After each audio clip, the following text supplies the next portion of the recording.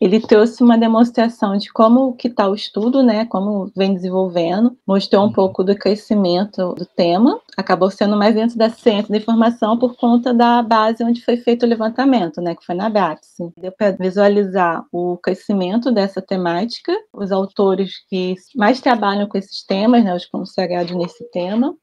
Olá, eu sou o Logan Nobre, falo de Curitiba e sou um dos editores de marketing científico da revista ETZ, Novas Práticas em Informação e Conhecimento. Começa agora mais um episódio do podcast Revista ETZ, uma ação do projeto de extensão Ciência Aberta e a Gestão da Informação Científica da Universidade Federal do Paraná, a UFPR. No episódio de hoje está comigo Verônica de Souza Gomes, que é doutoranda em Ciência, Tecnologia e Sociedade pela Universidade Federal de São Carlos, a UFSCar. Ela é autora de um artigo sobre produção e análise de redes sociais, publicado na revista ETZ. E é sobre isso que nós vamos conversar agora. Verônica, seja muito bem-vinda ao podcast Revista ETZ. Obrigada. Verônica, se apresenta para o nosso público te conhecer, diz quem você é, de onde você veio, de onde você fala, o que você faz, o que você trabalha. Enfim, mulher, esse é o teu momento aí de brilhar. Então, eu sou Verônica, né? Sou bibliotecária na Universidade Federal Fluminense, aqui em Niterói, no Rio de Janeiro, onde eu moro. E eu atuo numa biblioteca de pós-graduação em Geoquímica. Atualmente eu estou afastada do trabalho para terminar aí o doutorado em Ciência, Tecnologia e Sociedade, que eu estou fazendo pela UFSCar. E acho que no momento é isso. E quando tu começou aí a tua carreira lá na graduação em biblioteconomia, tu pensava em trabalhar onde você trabalha hoje? Você tinha outros sonhos, outros objetivos? Como é que era o que você esperava que seria para sua vida profissional e acadêmica também, né? E como é que tá hoje? Fala um pouquinho pra gente sobre essa trajetória. Então, a trajetória, eu conheci o curso de biblioteconomia, né? Não conheci o curso realmente, e aí a partir dali da pesquisa, né, de ver uma formação, eu conheci o curso e me interessei muito pelo que falava, né, de questão de organização, né, de trabalhar com informação, e aí eu acabei me inscrevendo para o vestibular de biblioteconomia, né, passei em 2004, na própria Universidade Federal Fluminense, né, aqui na UF.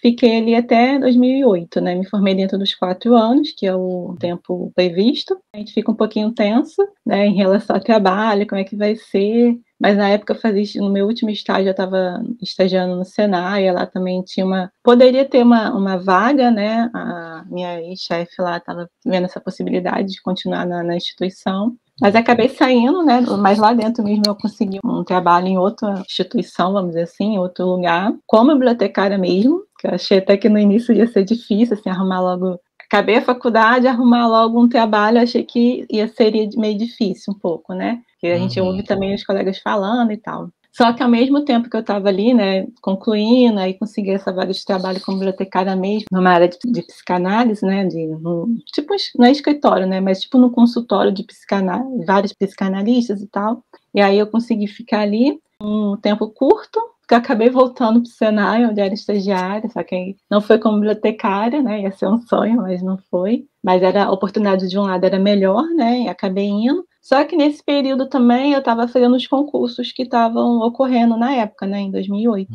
Aí trabalhei um pouquinho nas duas instituições, mais ou menos que no final de 2009, fui chamada em um desses concursos. E foi justamente na UF, né, na instituição que eu me formei e tal. Aí eu fiquei muito feliz por ser onde eu me formei, por ser local, estar perto de onde eu moro, né? Só que no início eu fui até para o interior, não fiquei no centro de Niterói, porque havia várias vagas para vários campos, né? E que a UF também ela abrange o interior do Rio. E acabei indo para um desses interiores, mas foi uma experiência. Tem um lado positivo e os negativos, né? Vamos dizer assim.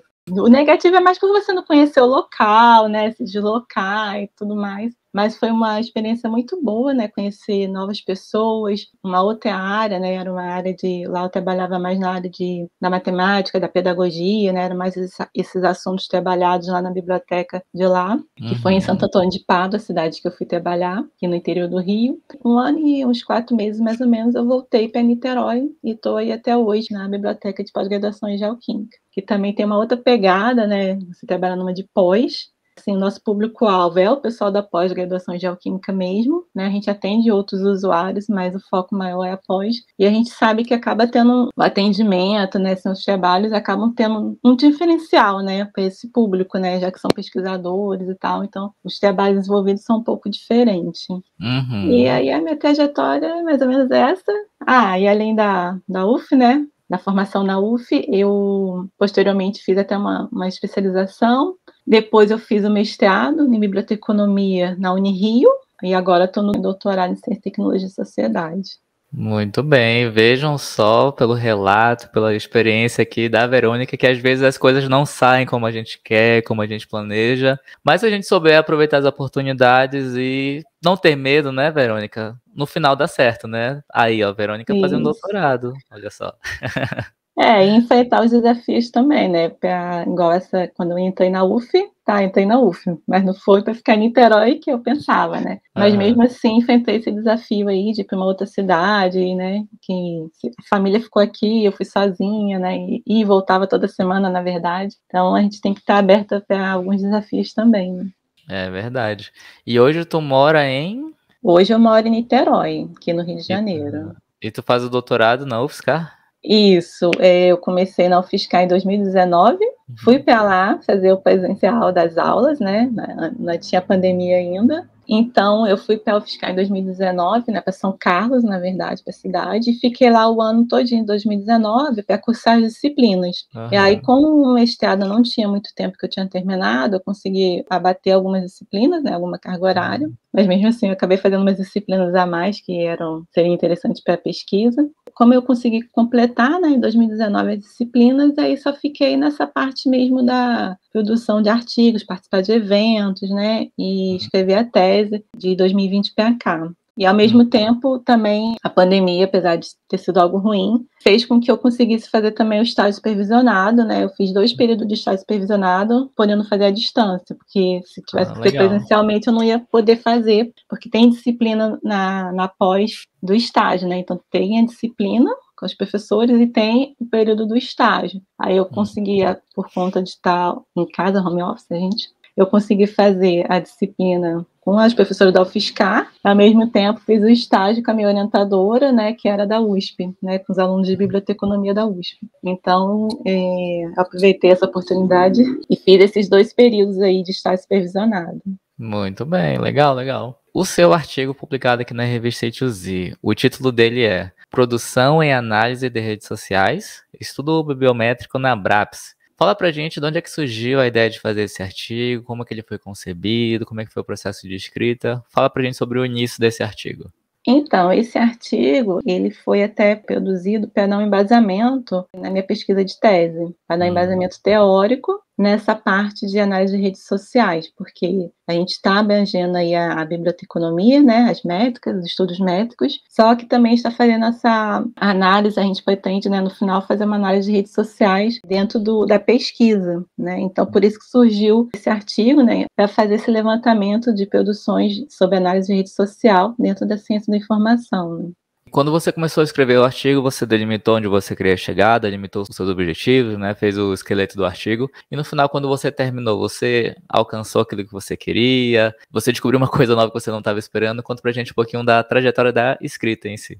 Então, a gente conseguiu, né, alcançar os objetivos, né, que era identificar essas produções, né, e a partir dessas produções também aproveitar e ver os autores mais citados, né, e a partir desses autores a gente pegar e colocar na tese, né, na parte teórica da tese. Então, assim, a gente viu essa questão do levantamento, né, dos autores, né, e também aproveitar também para ver essa questão da abordagem, né? A gente pôde ver que as abordagens que o pessoal faz, né, do uso da análise de redes sociais, vai tanto para as abordagens voltadas os estudos aplicados, quanto para a parte das métricas também, né, para visualizar a estrutura das redes, vamos supor, de instituições, de comunidades, né, seria isso, mais ou menos. E até ao falar da gente falar redes sociais, a gente está falando mais dessa estrutura, essas relações, mas seria mais dentro das instituições, dentro dos departamentos, né, dentro das temáticas.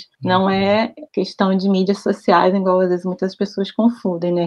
E as mídias sociais são realmente essas, tem a parte de relação, né, porém está nessas mídias que são Facebook, Instagram, né, Twitter e outras, né, e as redes sociais, né, elas estão ligadas a essas questões de relações também, porém, são as formas como que essas relações se dão, né, como que um se relaciona com o outro, se é diretamente, se é indireto, né, e ela estuda as relações de comunidades, de instituições, de departamentos, né, você separa ali um grupo que você vai estudar, né, dependendo do que seja, os trabalhadores, né, seria mais ou menos isso a diferença aí, né, de uma para a outra. Então, no teu artigo, tu abordou as relações entre as pessoas que são pessoas autores de artigos científicos, seria isso? Que estão listadas na base da Brabus. Então, no artigo foi mais para fazer o levantamento mesmo dos artigos que haviam estudos, né, voltados para a questão de análise de redes sociais. E aí, a partir desses artigos, né, que relatavam esses estudos, ou através das metodologias, ou através das relações mesmo, a gente fez, na verdade, foi se apropriar desses artigos, né, até os mais citados, para pegar questões de conceitos, né, os conceitos de análise de redes sociais, que eles traziam, um pouco também dessa questão da metodologia, né? Então foi mais isso que a gente fez, e foi principalmente dos levantamentos, né? A gente pegou os mais citados ali e fez esse trabalho, para a tese, né? A gente resgatou esse trabalho todo do artigo para a tese, na verdade. Muito bem. E qual que seria assim, a importância, a relevância desse seu artigo, tanto para a sua tese, né, que está em andamento, mas também para a área da ciência da informação em si, para a área dos estudos métricos e bibliométricos, enfim. E tenta falar isso também para as pessoas que estão acompanhando a gente aqui, que às vezes não são da área da ciência da informação, né, mas que têm um pouco de interesse sobre esse assunto, ou que vão ter a partir deste episódio. Então, fala pra gente, esse teu estudo ele vai contribuir para... Ele trouxe uma demonstração de como que está o estudo, né, como vem desenvolvendo, mostrou um pouco do crescimento do tema, acabou sendo mais dentro da ciência da informação por conta da base onde foi feito o levantamento, né, que foi na BAPS. Deu para visualizar o crescimento dessa temática, os autores que mais trabalham com esses temas, né, os consagrados nesse tema. E eu acredito que o trabalho, ele colabora, né, no sentido de a gente poder visualizar, né, esses autores, né, esses trabalhos, que muitos dos autores aí são de renome dentro dessa temática, e a gente poder visualizar isso, né, numa busca sobre esse conceito, a gente ter ali, identificar esses autores, né, que mais trabalham com esses temas. Muito bem, eu acho que agora ficou mais claro para quem está acompanhando aqui a gente e por vezes, né, não é do nosso métier, não é da área da ciência da informação, mas que talvez tenha interesse de fazer esse levantamento que você fez, essa análise da própria produção, né, científica, mas em outra base. E por conta disso, você poderia falar um pouco de como que você fez esse levantamento, de qual foi a metodologia utilizada, que talvez sirva de exemplo para uma pessoa fazer um outro artigo. Essa análise, né, ela pode servir também como uma metodologia, essa análise de redes sociais, mas ela é muito utilizada por outras áreas e ela também nasceu aí na matemática, né, de outras áreas que ela nasceu, abrange bastante áreas do conhecimento, né. Sobre o que você falou da metodologia, a gente fez, né, na metodologia do artigo, a gente fez uma descrição, né, a metodologia descritiva exploratória, né, pegando essa abordagem bibliométrica, né, que é do levantamento dos artigos, e a gente fez o levantamento dentro da BAPS, que é a base de dados de referência de artigos periódicos em ciência da informação. E a gente pegou também aí o período todo, né, da base, né, que é de 1972 a 2020. A gente quis recuperar todos os trabalhos, ver desde quando começou a ter trabalhos sobre essa temática dentro da base e como é que estava aí até 2020, que foi quando a gente escreveu o artigo.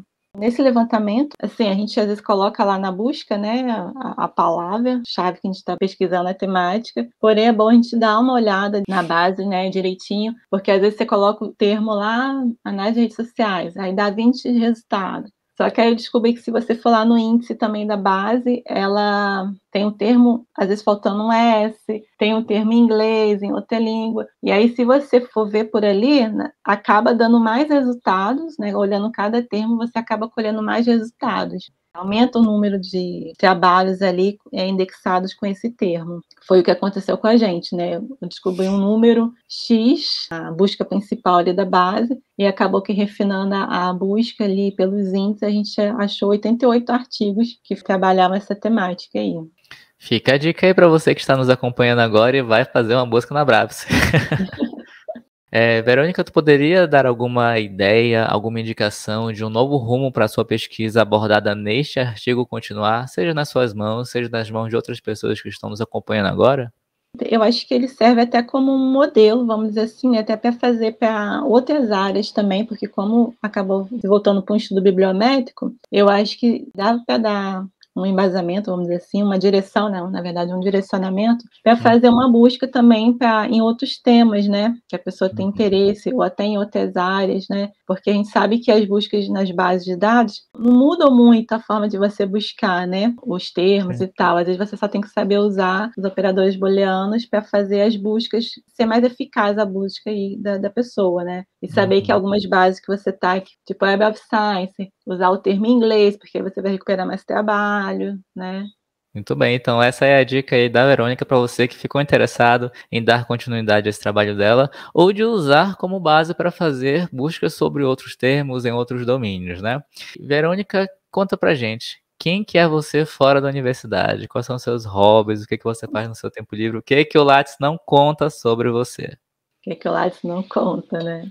Então, na verdade, assim, eu sempre gostei de artesanato, de arte e música também, mas aí nesse período da pandemia que a gente ficou, né, muito tempo em casa, trabalhando de home office e estudando, né, fazendo mil coisas ao mesmo tempo em casa, eu acabei voltando, porque eu sabia só um pouquinho, né, aí acabei aprimorando aí o crochê, e Olha, aí crochê? aí foi o crochê moderno, né, que o pessoal está usando fio de malha, que são trabalhos que você faz de forma mais rápida, né, por conta da grossura dos fios. Então aí eu fui para o crochê fazendo bolsas e apesar da pandemia, né, continuei aí fazendo um pouquinho do hobby que eu gosto muito de viajar. Pelo menos uma vez no ano a gente tenta fazer aquela viagem mais topzinha, né, para aproveitar bem, apesar que eu falo que muitas das viagens a gente volta mais cansada do que relaxada, né. Mas é muito bom, né, é muito bom a gente sair, tirar férias e descansar, faz bem para a mente e para o corpo. E também busquei aí, só que eu tô meia tem que ser perseverante, é fazer uma caminhada, né, que é bom também pra gente que fica muito tempo sentado e tal, então fazer uma caminhada para poder, né, ficar bem com a saúde. Olha, ela é cheia de hobbies. E, Verônica, tu gostaria de fazer alguma indicação cultural de um filme, de um livro, de podcast sobre qualquer assunto? A gente é bibliotecário, mas tem hora que eu falo: "Gente, tem que ler mais", né. A gente acaba lendo muita coisa, de estudo, mas não acaba deixa a leitura de literatura um pouco de lado. Assim, eu gosto de ler, mas eu confesso que eu gosto de ler muito coisas de suspense, investigação, porque me prende mais, assim, me prende bem, na verdade, eu fico querendo saber o que vai acontecer, principalmente esses investigativos, né. Teve uma época que eu estava em São Paulo, né, também, eu via muito CSI. Adoro essa coisa de investigação, então eu acho bem legal, assim. A gente tem que ter um pouquinho esse espírito, né, investigativo mesmo. Eu falo até pelo lado da biblioteconomia, que as minhas colegas, às vezes as pessoas vinham: "Ai, não achei tal coisa, não achei tal artigo". Eu falei: "Gente, vocês procuraram não sei aonde, não sei aonde?". "Não, não vi, não achei". E aí acaba que ia lá eu e procurava, achava o negócio, né, que o pessoal acho que acaba que leva até para a profissão também um pouquinho isso, né, esse espírito investigativo. Aí, assim, eu recomendo, eu gosto bastante desse séries, assim, mais investigativa, tipo CSI. E eu acho que também, hoje em dia, né, é saber um pouco investir, né, saber Hum, investir, ter um pouco dessa empreendedorismo, né, ou você é empreendedor ou você parte para aprender sobre investimentos, mas no hum. sentido de uma segunda ou terceira renda e investir, né, investir no futuro aí, no seu futuro, na carreira e não desistir. Aí a pessoa vê o que que ela gosta mais, né, que eu tô estudando e eu tô vendo que tem um mundo, né, É, tem muitas possibilidades, então as indicações da Verônica estarão aí na descrição do episódio. Então, Verônica, a gente chegou ao fim de mais um episódio. Muito obrigado por ter aceito o convite e ter vindo aqui conversar conosco. eu é que agradeço a oportunidade e acho que é isso. Chegamos ao fim de mais um podcast Revista ETZ, uma ação do projeto de extensão Ciência Aberta e a Gestão da Informação Científica da UFPR. Na descrição estão os contatos da entrevistada e o link para você conhecer mais sobre o artigo Produção e Análise de Redes Sociais, Estudo Bibliométrico na BRAPS, escrito pela Verônica, que conversou conosco aqui agora, e também pela Márcia Regina da Silva. Na descrição estão os links para você encontrar a Revista ETZ, um periódico científico interdisciplinar e de acesso aberto do Programa de Pós-Graduação em Gestão da Informação da UFPR. A Revista ETZ tem um site e está no LinkedIn, YouTube, Twitter, Facebook, Instagram e nos 14 maiores agregadores de podcast do planeta. Basta procurar por Revista ETZ. Eu sou o Logan Nobre e a gente se fala no próximo episódio. Até mais. Tchau!